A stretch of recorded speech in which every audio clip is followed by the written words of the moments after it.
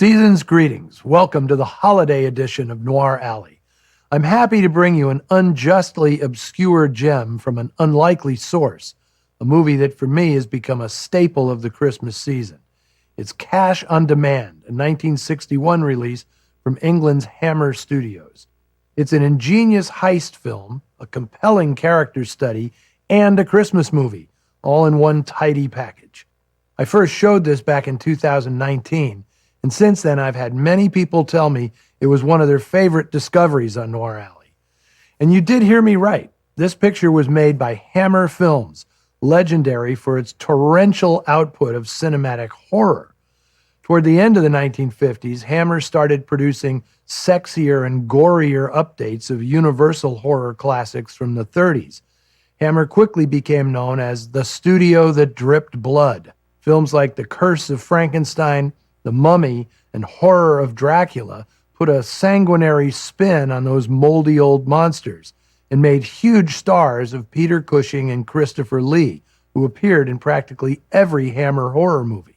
By 1961, Cushing was itching to play something other than a mad scientist or vampire hunter, and that's when this project came along. Cash on Demand began as a 1960 British television play called The Gold Inside, written by New Zealander Jock Gillies, who'd become a specialist at this kind of claustrophobic suspense. This one spins out in real time. Keep an eye on the clocks within the confines of the movie's single set, a suburban bank just before Christmas holiday. Gillies could have shared the story credit with Charles Dickens, since Cash on Demand is a crime story version of A Christmas Carol. Here, Ebenezer Scrooge is bank manager Harry Fordyce, memorably played by Peter Cushing as a mirthless martinet begging for comeuppance. Mr. Pearson, Fordyce's head clerk, as the Brits would say, is the stand-in for overworked and underappreciated Bob Cratchit. Richard Vernon is aces in the part, as are all the supporting staff who must weather the boss's condescension. What makes Cash on Demand soar beyond its modest means is its variation on the ghost of Christmas Present.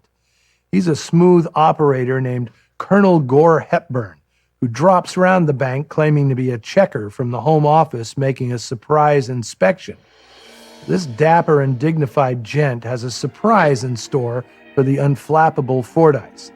Andre Morell's performance puts Colonel Hepburn near the top of my list of charming movie villains. Cushing and Morell had a ball making this.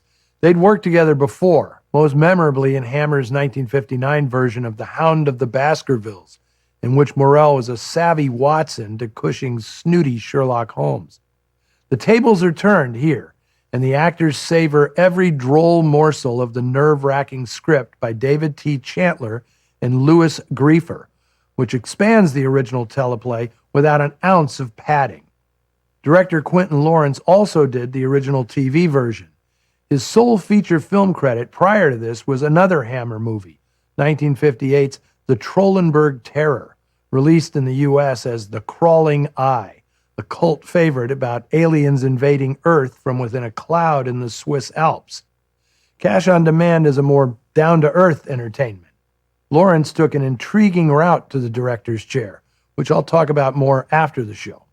His direction here is taut and efficient, and he has the good sense not to let his direction get in the way of two actors performing at the top of their game.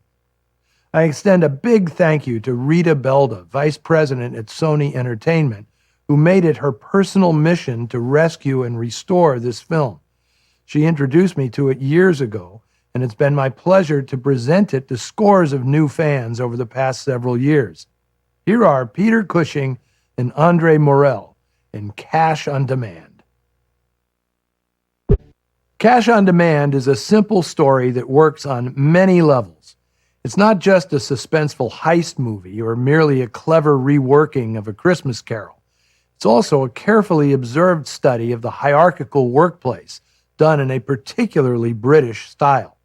Fordyce represents a certain type of small, insecure man, we have all known them, who finds his station in life as a fanatical functionary, lording power over his subordinates like a Gestapo commandant, not a branch manager. Although no backstory is given to Gore Hepburn, we don't even know if that's his real name, Andre Morel gives the character so many intriguing dimensions, we wonder if maybe he has some unspoken history with Fordyce. At times, he seems less interested in robbing the bank than he is in teaching Fordyce a lesson in humility. The dynamic between them is so complex it blurs the line between hero and villain. Which is which? Another thing notable about Cash on Demand is that it's virtually violence-free, which was certainly not the case with Hammer's most popular films. The electrodes to the head bit is exactly the kind of Grand Guignol-style gimmick associated with Hammer's horror movies, but it's never shown.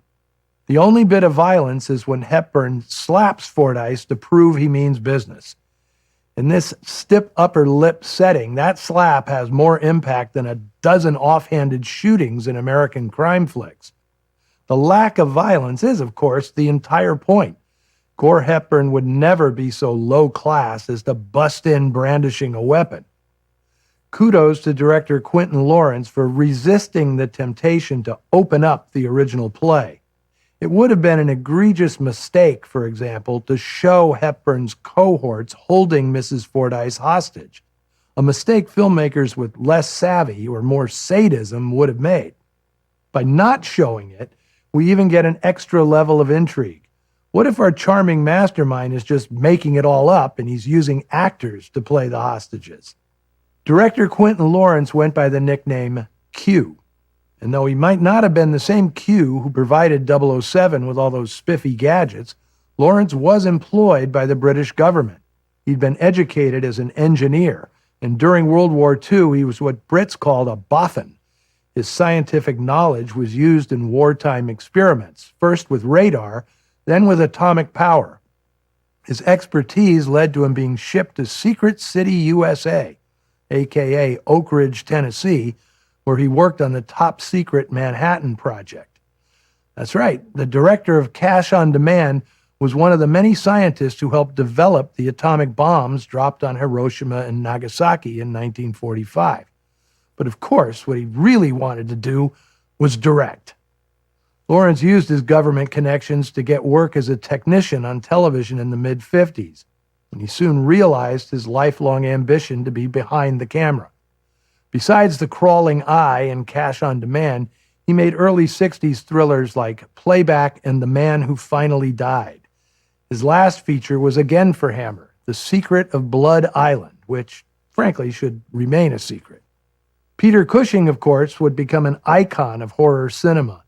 His career stretched into the 80s and thankfully wasn't limited to chasing vampires and ghouls.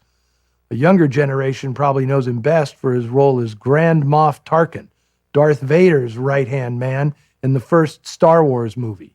Due to advances in CGI, Cushing reprised the role in 2016's Rogue One, a Star Wars story, even though he'd been dead for more than 20 years.